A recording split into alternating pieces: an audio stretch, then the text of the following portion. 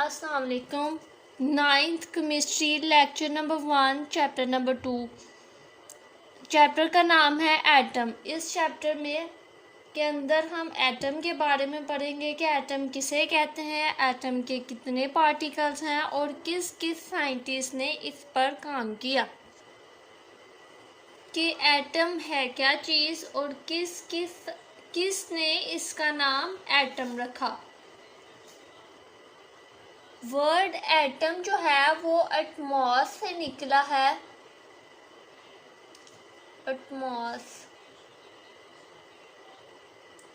Atmos का meaning है indivisible.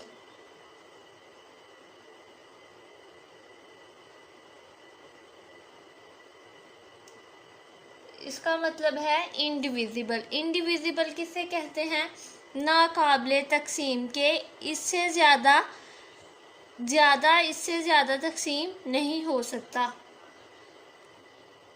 Word atom जो है वो ड्राइव्ड है लैटिनी वर्ड से, यानी कि ये एक यूनानी लफ्ज़ है। एक यूनानी साइंटिस्ट था जिसका नाम डेमोक्रिटस था। ये ग्रीक फिलासफर था।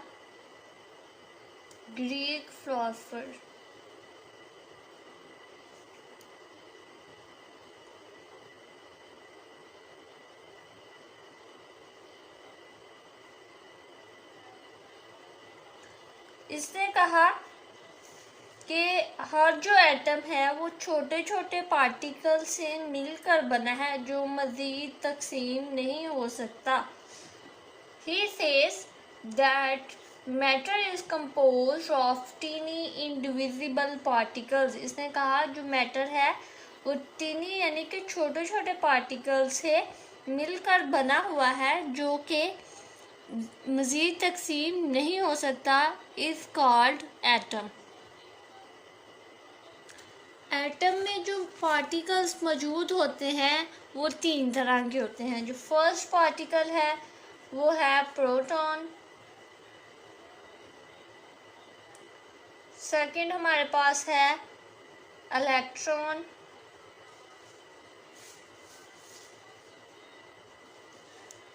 एंड थर्ड हमारे पास जो है वो है न्यूट्रॉन। इन तीनों पार्टिकल्स को हम लोग कलेक्टिवली सब एटॉमिक पार्टिकल्स भी कहते हैं।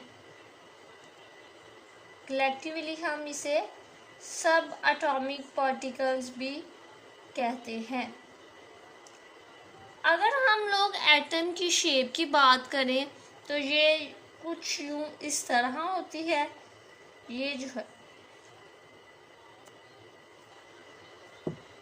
एटम के सेंटर में न्यूक्लियस होता है और न्यूक्लियस के अंदर प्रोटॉन और न्यूट्रॉन होते हैं और इसके इर्द गिर्द कवरिंग को हम लोग शेल कहते हैं। ये जो इसके इर्द गिर्द कवरिंग हुई है इसे हम लोग शेल कहते हैं, एटम का शेल।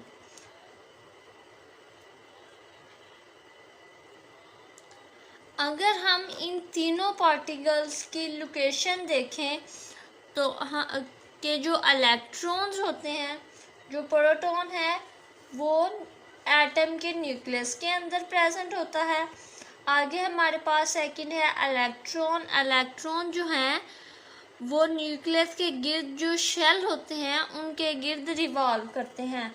अगर हम यहाँ पे देखें इसकी शेप में तो ये जो शेल है हमारे पास एटम का और ये जो है इन्हें हम इलेक्ट्रॉन कहते हैं जो न्यूक्लियस के गिर्द रिवॉल्व करते हैं और इनके ऊपर नेगेटिव चार्ज होता है। इलेक्ट्रॉन के ऊपर नेगेटिव चार्ज प्रेजेंट होता है और जो प्रोटॉन है वो हमेशा न्यूक्लियस के अंदर पाया जाता है और इनके ऊपर पॉजिटिव चार्ज होता है। प्रोटॉन जो है वो न्यूक्लियस के अंदर प्रेजेंट होता है और इसके ऊपर जो है पॉजिटिव चार्ज होता है। इसलिए बाज़ औक़ात जब हम एटम का स्ट्रक्चर बनाते हैं तो इसके अंदर पॉजिटिव चार्ज लिखते हैं। लाइक जैसे अगर हम लोग ऐसे जब एटम का स्ट्रक्चर बनाते हैं तो हम लोग इसके अंदर पॉजिटिव चार्ज लगाते हैं। तो इसका क्या मतलब है कि एटम के अंदर क्या है, प्रोटॉन, प्रोटॉन को शो कर रहा है कि प्रोटॉन के ऊपर क्या है, पॉजिटिव चार्ज है। और जो न्यूट्रॉन होते हैं ये न्यूट्रल होते हैं। न्यूट्रल का जो न्यूट्रॉन है वो न्यूट्रल होते हैं। न्यूट्रल का क्या मतलब है कि इनके ऊपर कोई भी चार्ज प्रेजेंट नहीं होगा।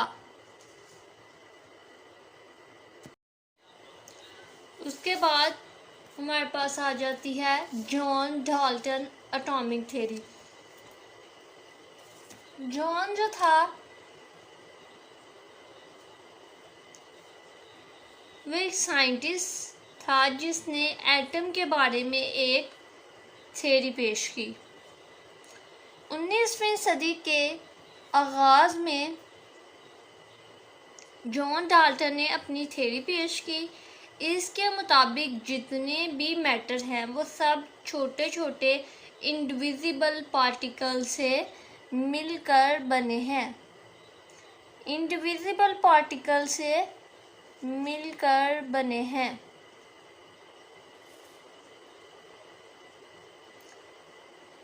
इंडिविजिबल का क्या मतलब है कि मज़ीद तकसीम नहीं हो सकते, नाकाबिले तकसीम। और इसको उसने एटम का नाम दिया था। जो इसने अपनी थ्योरी पेश की उसके मुख्तलिफ पॉइंट्स हैं।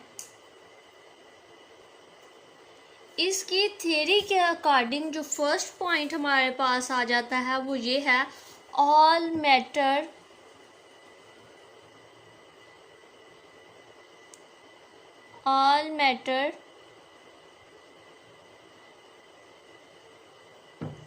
composed by atom।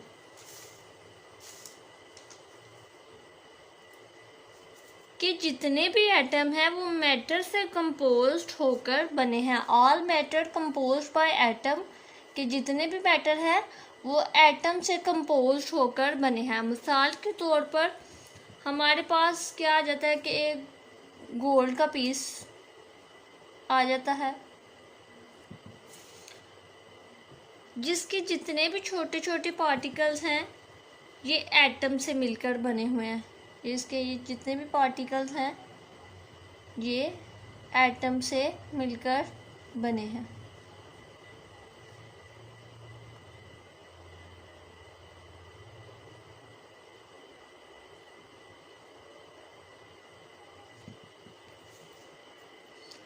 अब जो इसकी थियरी का हमारे पास सेकंड पॉइंट आ जाता है वो ये है, एन एटम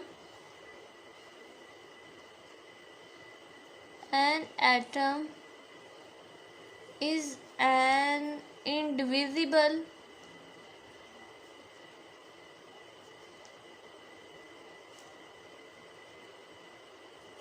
hard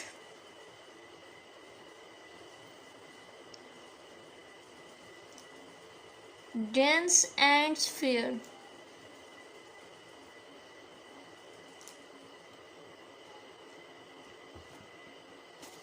यानी कि जो एटम है वो फर्दर तकसीम नहीं हो सकता। इंडिविजिबल का क्या मतलब है कि मज़ीद एटम, इससे ज़्यादा एटम के पार्टिकल्स तकसीम नहीं हो सकते। हार्ड होता है यानी कि ये सख्त होता है, डेंस होता है यानी धुंधा हुआ होता है, एंड स्फीयर, स्फीयर किसे कहते हैं, बॉल की शेप का ये जो है एटम होता है। अब इसकी थ्योरी के अकॉर्डिंग हमारे पास इसका थर्ड पॉइंट जो है वो ये है, एटम और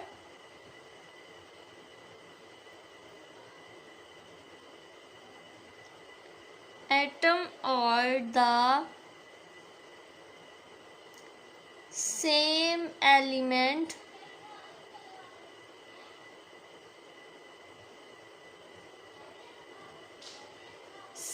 एलिमेंट और अलाइक।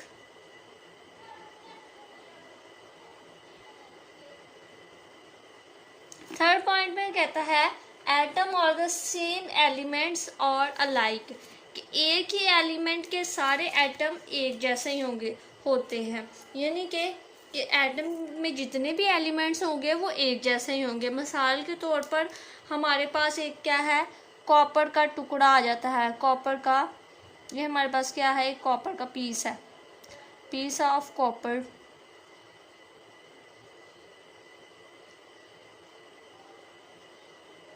और ये इसके अंदर क्या है, इसके पार्टिकल्स हैं सिल्वर के। इसमें जितने भी जो एलिमेंट्स होंगे, कॉपर के जो सारे एलिमेंट्स होंगे वो एक जैसे ही होंगे।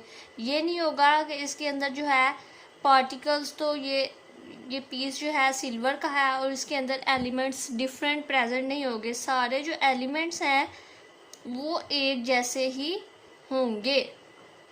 एटम्स और the same elements are alike, यानी कि जितने भी एलिमेंट्स इसमें होंगे वो सेम ही होंगे। अब इसकी थ्योरी का जो है लास्ट पॉइंट हमारे पास आ जाता है, वो ये है, they combine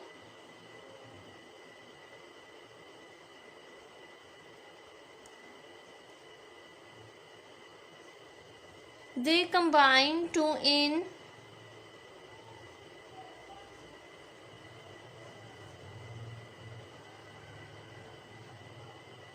in different ways to form compound.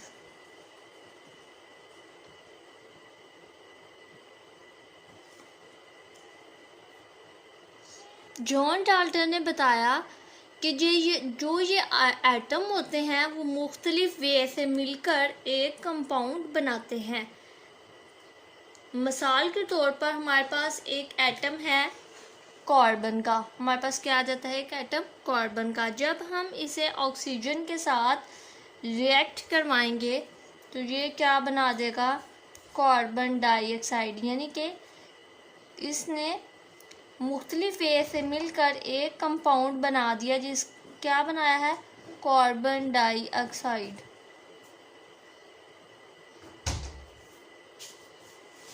अब इसकी सेकंड एग्जांपल भी देख लेते हैं। हमारे पास आ जाता है हाइड्रोजन। जब ये ऑक्सीजन के साथ इसका रिएक्ट करवाएंगे तो ये क्या बना देगा, वाटर। इसको बैलेंस करें तो ये यहाँ पे 2 आ जाएगा, वाटर बन गया हमारे पास। So that point is proof के जो एटम होते हैं वो मुख्तलिफ वे से मिलकर एक कंपाउंड बनाते हैं।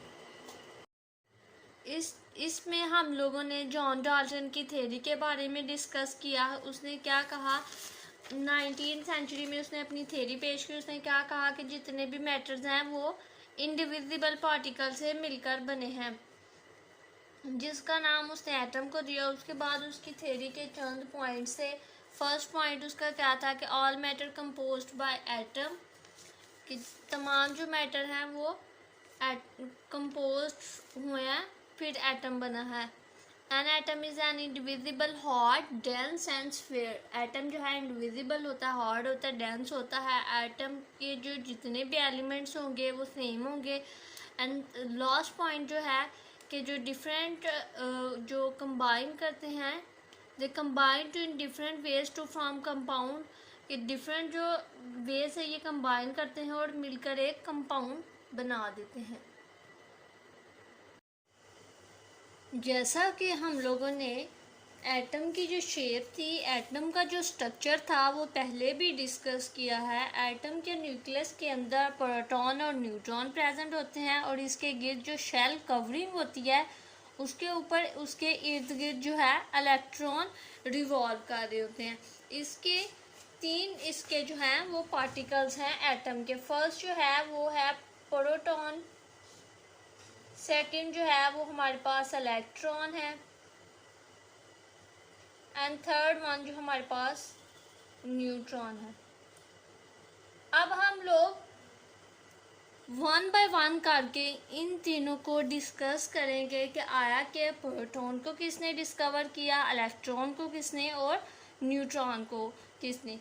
इन तीनों को हम लोग कलेक्टिवली जो है वो सब एटॉमिक पार्टिकल्स भी कहते हैं। एटम्स के कितने सब एटॉमिक पार्टिकल्स हैं? एटम के हमारे पास टोटल 3 सब एटॉमिक पार्टिकल्स हैं। अब फर्स्ट ऑफ ऑल हम लोग प्रोटॉन को देख लेते हैं कि आया कि प्रोटॉन को किसने डिस्कवर किया, इसके बारे में किसने बताया। प्रोटॉन वो सब एटॉमिक पार्टिकल है जिसके ऊपर कौन सा चार्ज होता है? पॉजिटिव, जो न्यूक्लियस के अंदर प्रेजेंट होता है। प्रोटॉन जो है वो न्यूक्लियस के अंदर प्रेजेंट होता है। 1886 में एक साइंटिस्ट था जिसका नाम क्या था? गोल्डस्टीन।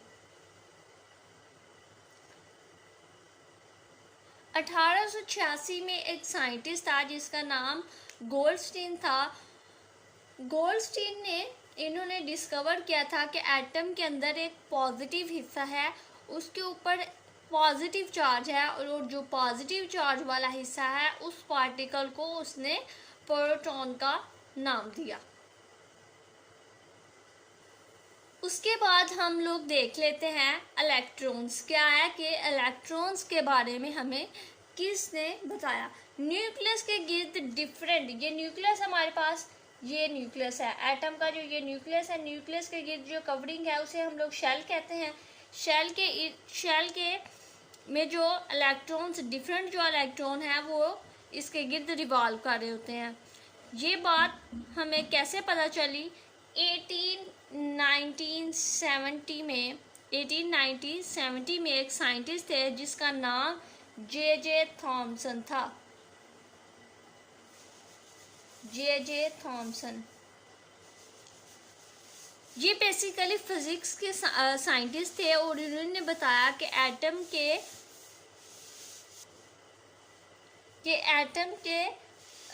अंदर एक ऐसा पार्टिकल है जिसके ऊपर क्या है?